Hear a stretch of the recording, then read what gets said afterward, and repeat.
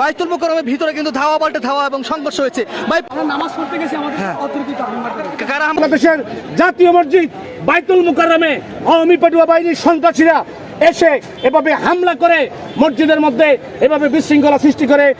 গোপালগঞ্জের পোলাপান বর্তমান খতিব না আগের খতিব? এখানে এখন তারা মুসল্লিদের তোপর মুখে বাইতুল মুকাররম ছেড়ে পালিয়েছে। বন্ধুরা আমাকে ধাক্কা দিয়ে ফেলে দিয়েছে এবং ভিতরে একটা নৈরাজ্যকর পরিস্থিতি সৃষ্টি করেছে। তখন ওই মানে বাতিল করে উনি কেমনে আসলো? উনি তো পলায় গেছিল।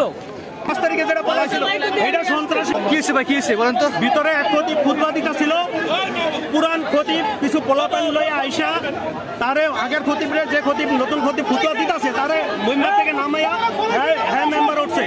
তারপরে সাধারণ পাবলিকের মারামারি শুরু করে দিছে। এখানে কারা মারাচ্ছে আপনাকে? ওই যে মাদ্রাসার পোলাপান পুরান খতিবে কিছু মাদ্রাসার সন্ত্রাসী পোলাপান নিয়ে আসছে, ম্যাক্সিমাম গোপালগঞ্জ এবং বাগেরহাটের পোলাপান।